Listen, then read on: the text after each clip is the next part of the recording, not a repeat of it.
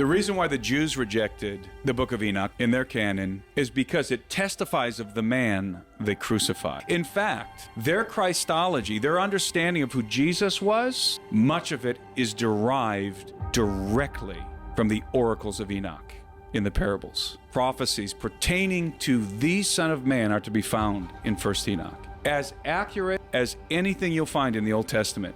And when I say accurate, I mean fulfilled in the person of Jesus of Nazareth. Tim Alberino explains the Book of Enoch from a crazy perspective, and he thinks that it should be in the canon. So let's get right into it, guys. Shout out to the Deep End for their entire podcast. If you want to watch a full thing, the link is going to be in the description below. But guys, let me tell you, it's going to be wild. I'm going to give it my commentary all the way through. Let's get into it. The Book of Enoch is a complex subject because we tend to be very binary, and I'm going to say we as in Christians. Christians tend to be very binary in their thinking. Yes. It's black, white, it's on, off, it's good, bad. So when I approach a manuscript like the Book of Enoch, a text like the Book of Enoch, I'm not going to sit down and determine, okay, is this good or bad? Right? Now, is this scripture or is this satanic? Right. I don't think like that. I allow the text to inform me of what it is. And the Book of Enoch is a compilation of texts. It's a compilation, just like the Bible is a compilation. And the various texts within the Book of Enoch, the various sections, were written at different periods of time. That's the first thing you have to understand when you approach. I believe the first Book of Enoch was written 300 years after Jesus was born. But he thinks the first Book of Enoch was actually written by Enoch. That's what he thinks. It's wild. It's gonna get down to some crazy stuff. He mentions that the Book of Enoch is referenced by Jude in the New Testament. The Son of Man plays a huge role in Enoch. And when Jesus claims to be the Son of Man, Tim claims that he's not talking about in Daniel 7. He's talking about the Book of Enoch. Could he be correct? So this ancient text it's a compilation of texts written by various authors at different periods of time. Now, the earliest portions of the Book of Enoch, namely the Book of the Watchers and the Book of Parables, or the Parables, are unquestionably written, compiled before the birth of Christ. Most scholars will date the earliest portions of Enoch to 300 BC, but I think they're much older. Yeah, they got to be older. The latter portions of the Book of Enoch, the book of the courses of the heavenly luminaries, the dream visions, and so forth, are probably dated to after the birth of Christ, and have, in my opinion, I've read them several times. I've read through the Book of Enoch several times. Have a very distinct Merkaba, Jewish mystic influence, chariot mysticism, and are, I would say, are in the tradition of Second Temple Jewish mysticism. That's a really important distinction right there, what I just said. Okay, earliest portions are written before Christ, the latter portions are written after Christ, and are more synchronized with chariot mysticism, Merkaba. The other thing you have to understand is that there's 3 books of Enoch. There's 1st Enoch, which is called the Ethiopic Enoch. There's 2nd Enoch, which is referred to as the Slavonic Enoch. And then there's 3rd Enoch, which is referred to as the Hebrew Enoch. 2nd and 3rd Enoch are definitely written long after the birth of Christ. 2nd Enoch was probably written, nobody really knows, but probably written in the early Middle Ages. And the same thing with 3rd Enoch. They have nothing to do with 1st Enoch. They're not like a continuation of 1st Enoch. They're not in the same. They don't even really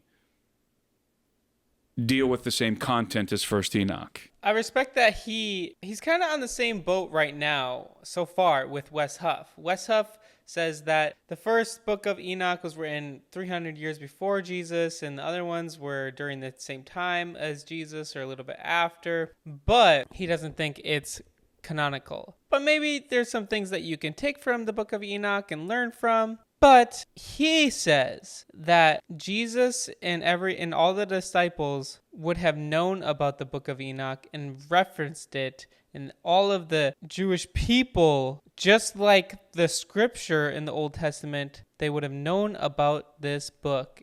And every time Jesus calls himself the Son of Man, he's talking about the Book of Enoch. So those of you who are interested in Enoch, be aware of that. First Enoch distinguishes itself because the earliest portions were written before Christ, and because it's from First Enoch and First Enoch exclusively that you get the excerpt in Jude, and that undergirds so much of ancient Hebraic cosmology. And only First Enoch. Second and Third Enoch are Jewish mysticism. Ancient Hebrew, because what did you say there? It's the Hebrew cosmology. So when scholars say Hebrew cosmology, and I'm not a scholar, when scholars say Hebrew cosmology, what they mean is the Hebrew worldview of the cosmos. Got it. Okay. And the beings in it. Got it. And both the Old and New Testament of the Bible, let's put it this way, you cannot extract, you cannot separate the content of First Enoch from both the Old and New Testament of the Bible. It is integral to so much of what's written in the Bible. It's not extra biblical, it's foundational. The earliest portions of, and I'll explain what that means in a minute, the earliest portions of First Enoch, the Book of the Watchers, which is the narrative, that's the story, and then the parables, which is prophetic content pertaining to the end of the age. You cannot separate that content from the 66 books of the Bible. Not only is it quoted verbatim, the Book of the Watchers is quoted verbatim in Jude, as we said.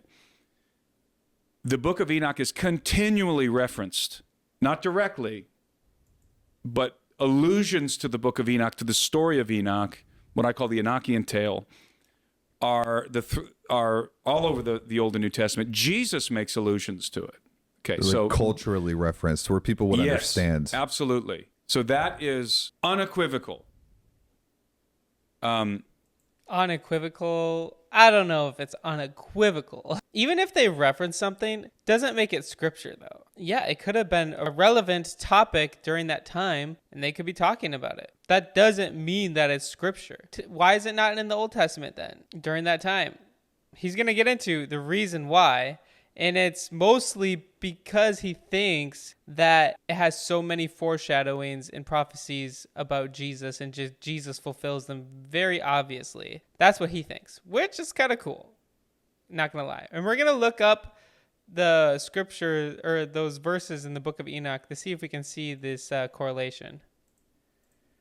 First Enoch, the Ethiopic Enoch, is called the Ethiopic Enoch or the Ethiopian Enoch because the Book of Enoch was at some point in time expunged from the scriptoriums in Europe and the Middle East. It was exterminated, extirpated, and this was done intentionally. So in other words, it was eradicated. And this was because of the controversy in the early church over whether or not First Enoch should be included in the Bible, in the canon. And there were many early church fathers who argued that it should be. Really? Such as Tertullian. Well, but was this expunged before like the canonization? Yes. So when the conversations were ensuing about what material, what manuscripts, what texts should be canonized. Now, the Jews canonized their Bible first, and of course they excluded anything that we would call the New Testament. And these were rabbinical Jews. These were not Messianic Jews. So the Christian church followed suit in regard to the Old Testament. We pretty much just adopted the Jewish Old Testament, their canon, and then we added into the text of the New Testament. And we followed their model for the Old Testament, and again, we just copied what they did for the Old Testament. And Right, and that's a lot of Protestantism. That's a lot of Protestant. How do I talk? Protestants.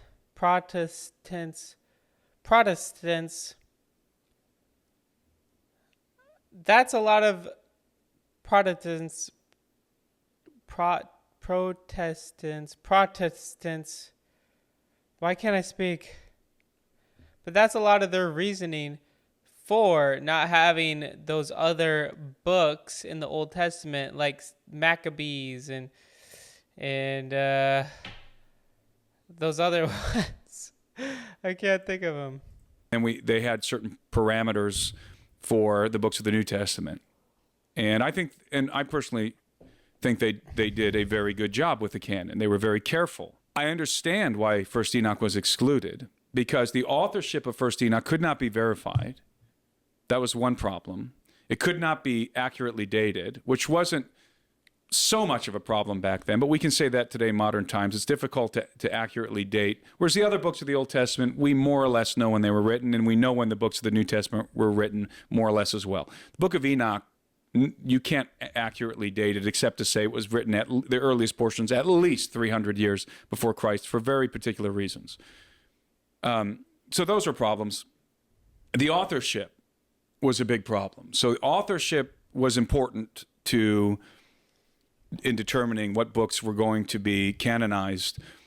It wasn't... All the books in the Bible had to be written by an apostle or by someone who was close to apostle, or like part of the church fathers, someone who interviewed the eyewitnesses to Jesus. They had to be close to Jesus, essentially. A deal breaker, because there are several books in the New Testament which the authorship today is still in question. Yeah. The Right, Book of but back Hebrews, then, for example. maybe think it it was wasn't. written by this, but we don't know. Right, we don't really know. So the authorship wasn't as big of a deal as most people make it about, because if you read about the Book of Enoch, why isn't the Book of Enoch in the Bible? One of the primary reasons that's given is the authorship was in question. But clearly, for me, from my point of view, it's the content of First Enoch that made it unsavory for some of those guys who were involved in determining the canon. And that's evident. Specifically, Augustine. I always forget which of those pronunciations is right for his name. I did that on the last interview with you as well. He was one of the primary reasons why the Book of Enoch was not only rejected, but exterminated. And by the 5th century AD, you couldn't find the Book of Enoch anywhere. So this is a manuscript that was widely distributed in the early church age.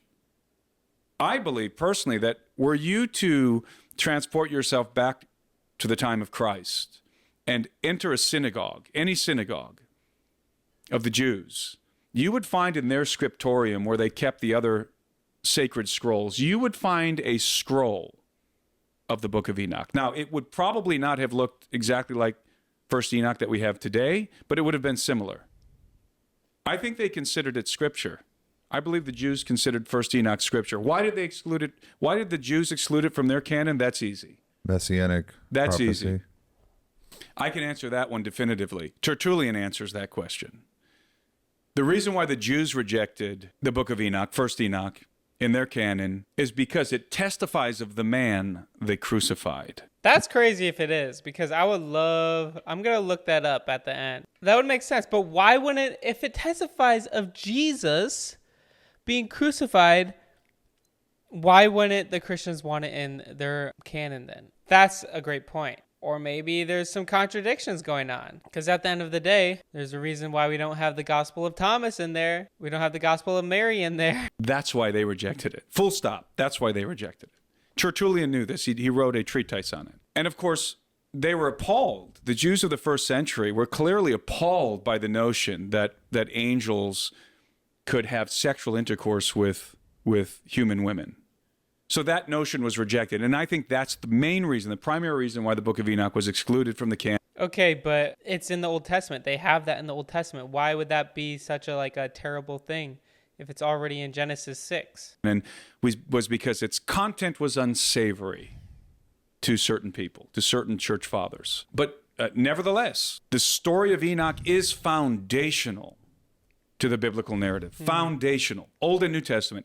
And the prophecies of Enoch, namely in the Book of Parables, in First Enoch, is foundational to the eschatology of the writers of the New Testament. The writers of the New Testament were exceedingly conversant with the Book of Enoch. In fact, their Christology, their understanding of who Jesus was, much of it is derived directly from the oracles of Enoch in the parables. And so as I said, and these are the earliest portions of the Book of Enoch, right, of First Enoch. These are the ones that I have the most confidence in because they were written before Christ. And the Book of Enoch, the Book of the Watchers, is the historical narrative. It's the story of the Watchers who descend and wed the daughters of men and progenerate a race of giants through them. And that whole story. That's the story of the Watchers. That's the historical narrative. Directly after that, in First Enoch, you have the parables. And the parables are... It's a prophetic experience that Enoch has. He's dreaming, by the way. He doesn't go anywhere. People have a misconception that he went up to heaven. No. He's dreaming. He says so in the parables. He's dreaming, and he has these dreams that he records. And the dreams, much of the parables have to do with the Son of Man. That is a title. It's not a description like in Daniel. Daniel saw one who had the appearance of a son of man. That's a descriptor. That means I saw someone who looked like a human being. In the Book of Enoch, it is a definitive title, the Son of Man.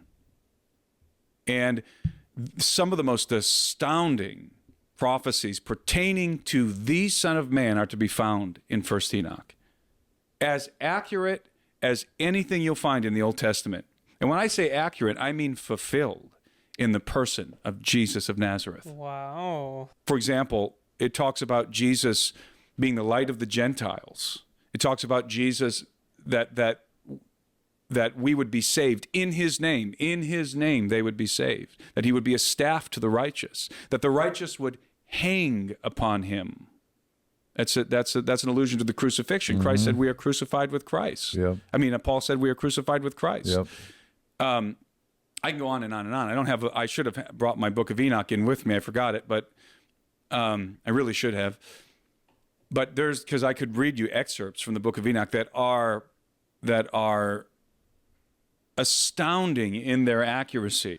We're going to go through that in a little bit. But so you're sure that was written before Jesus? In the Christological content, predictions that would be fulfilled in Jesus of Nazareth. And so if these prophecies are true in the parables concerning Jesus, then what we have in First Enoch in the parables is a mechanism of authentication built into the Book of Enoch. What do I mean by that? Well, the angel informed John that the testimony of Jesus is the spirit of prophecy in Revelation. So if the testimony of Jesus is the spirit of prophecy, that means that if you have a manuscript that is recording the oracles of Enoch pertaining to the Son of Man that are fulfilled in Jesus of Nazareth, then that is an authentication of that prophecy. Because the testimony of Jesus is the spirit of prophecy. So the book of parables in First Enoch is self-authenticating. And I can tell you with great confidence that it is true. Wow. So the Book of the Watchers, the first two sections of Enoch, the oldest, and the Book of Parables are true. Do you guys think it's true? Do you think that Enoch is true or not? At least the first one. Undergird both the historical narrative of the Bible, and they provide the eschatological understanding of who Jesus is. And and this is again this is what's informing the writers of the New Testament as they write about who Jesus is. How do they know? And by the way, I think we said this last time I was on your show, and forgive me for repeating content here, but Jesus had various messianic titles that he could have used to describe himself. And he picked a he could have referred to any number of messianic titles from the Old Testament. And yet, the one he uses by far the most to refer to himself is the definitive title, the Son of Man. Yep. And the Jews accepted or knew that because they were so offended when they heard it. They knew. Right, but they could have known that because of the book of Daniel. That's what I'm trying to get at. You don't have to be like, oh, it's because of the book of Enoch. No, the book of Daniel was obviously there, and people would have known that's who he was claiming to be. He's like, no, they're just talking about a man. Precisely who he was claiming to be. Yep. Because they were conversant with the oracles of Enoch. Yep.